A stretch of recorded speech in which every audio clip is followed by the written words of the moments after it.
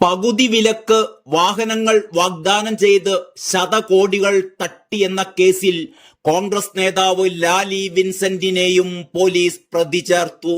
അഭിഭാഷക എന്ന നിലയിൽ കേസിലെ മുഖ്യപ്രതി അനന്തു കൃഷ്ണന് നിയമോപദേശം നൽകിയിട്ടുണ്ട് എന്നും പക്ഷേ തട്ടിപ്പിൽ പങ്കില്ല എന്നുമാണ് ലാലി വിൻസെന്റിന്റെ വിശദീകരണം. സംസ്ഥാനത്തെ വിവിധ ജില്ലകളിൽ നിന്നായി തട്ടിപ്പിനിരയായവർ നൂറുകണക്കിന് പരാതികളുമായി രംഗത്തെത്തിയതോടെ പ്രത്യേക അന്വേഷണ സംഘം രൂപീകരിക്കാനുള്ള ആലോചനയിലാണ് പോലീസ്.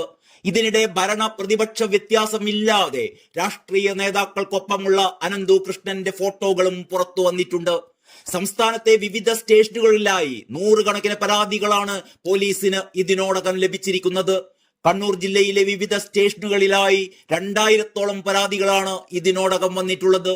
ഇടുക്കിയിൽ 342 പരാതികളും ഇതുവരെ പോലീസിന് ലഭിച്ചിട്ടുണ്ട്. ആലപ്പുഴയിലും വയനാട്ടിലും സമാനമായ പരാതിയുമായി ആളുകൾ രംഗത്തെത്തിയിട്ടുണ്ട്. കൂടുതൽ ജില്ലകളിലുള്ളവർ തട്ടിപ്പിന് ഇരയായതായുള്ള വെളിപ്പെടുത്തലുകളും ഇതിനോടകം പുറത്തുവരുന്നു. മൂവാറ്റുപുഴ പോലീസ് എടുത്ത തട്ടിപ്പ് കേസിൽ അനന്തു കൃഷ്ണൻ അറസ്റ്റിലായതിന് പിന്നാലെയാണ് സംസ്ഥാനത്തിന്റെ വിവിധ ജില്ലകളിൽ നിന്ന് കൂടുതൽ പേർ പരാതിയുമായി രംഗത്തെത്തിയത്. കണ്ണൂർ ടൗൺ പോലീസ് എടുത്ത കേസിലാണ് അനന്തുവിന്റെ നിയമോപദേഷ്ടാവും കോൺഗ്രസ് നേതാവുമായ ലാലി വിൻസെന്റിനെ 7ാം പ്രതിയാക്കിയത്. സംസ്ഥാനത്തെ മന്ത്രിമാരും MLA-മാരും MP-മാരും അടക്കം ഭരണ പ്രതിപക്ഷ വ്യത്യാസമില്ലാതെ രാഷ്ട്രീയ നേതാക്കൾക്കൊപ്പമുള്ള അനന്തുവിന്റെ ചിത്രങ്ങൾ പുറത്തു വന്നിട്ടുണ്ട്. തെറ്റിദ്ധരിപ്പിച്ച് പരിപാടികൾക്ക് അനന്തു കൊണ്ടുപോവുകയായിരുന്നു എന്നാണ് മിക്കവരുടെയും മറുപടി.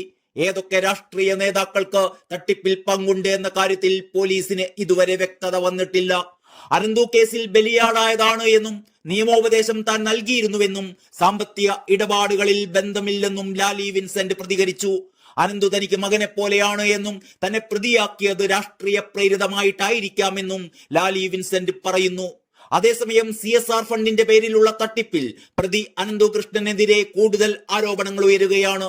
25 ലക്ഷം രൂപ വായ്പ വാങ്ങി തിരിച്ചു നൽകിയില്ല എന്ന പരാതിയുമായി BJP വനിതാ നേതാവ് രംഗത്തെത്തി. ഇടുക്കി മുട്ടത്തെ ഗീതാകുമാരിയാണ് വഞ്ചിക്കപ്പെട്ടത്. അനന്തു നൽകിയ ചെക്കുകളെല്ലാം മടങ്ങിയെന്നും 2019-ലാണ് ബിസിനസ് ആവശ്യത്തിന് എന്നും പറഞ്ഞ് അനന്തു കടം വാങ്ങിയതെന്നും ഗീതാകുമാരി പറയുകയുണ്ടായി. തട്ടിപ്പിനിരയായവരിൽ കൂടുതൽ പേരും സാധാരണക്കാരായ സ്ത്രീകളാണ്. ജൈവഗ്രാമം എന്ന പേരിൽ കുറഞ്ഞു വിലക്ക് കൃഷി ഉപകരണങ്ങൾ വാഗ്ദാനം ചെയ്ത് കർഷകരെയും അനന്തു കബളിപ്പിച്ചു എന്ന സൂചന പോലീസിന് കിട്ടിയിട്ടുണ്ട്. കേസുകളുടെ എണ്ണം കൂടുന്ന നിലയിൽ ക്രൈംബ്രാഞ്ചിന്റെ സാമ്പത്തിക കുറ്റകൃത്യ വിഭാഗം കേസന്വേഷണം ഏറ്റെടുത്തേക്കും. വൻകിട കമ്പനികളുടെ CSR ഫണ്ട് ഉപയോഗിച്ച് പകുതി വിലക്ക് ഇരുചക്രവാഹനങ്ങൾ നൽകാമെന്ന് വാഗ്ദാനം ചെയ്ത് കോടികൾ വെട്ടിച്ച ഇടുക്കി കുടയത്തൂർ സ്വദേശി അനന്തു കൃഷ്ണനെ മൂവാറ്റുപുഴ പോലീസ് കഴിഞ്ഞ ദിവസമായിരുന്നു അറസ്റ്റ് ചെയ്തത്. പ്രമുഖ കമ്പനികളുടെ കോർപ്പറേറ്റ് സോഷ്യൽ റെസ്പോൺസിബിലിറ്റി ഫണ്ടിൽ നിന്നുള്ള ധനസഹായം, ഗൃഹോപകരണങ്ങൾ തൊട്ട് ഇരുചക്രവാഹനങ്ങൾ വരെ പകുതി വിലക്ക്, ഇതാണ് അനന്തുവിന്റെ തട്ടിപ്പിന്റെ രീതി. പകുതി തുക മുൻകൂറായി അടച്ച് കാത്തിരിക്കണം. ഊഴമെത്തുമ്പോൾ സാധനങ്ങൾ കിട്ടുമെന്നായിരുന്നു വാഗ്ദാനം.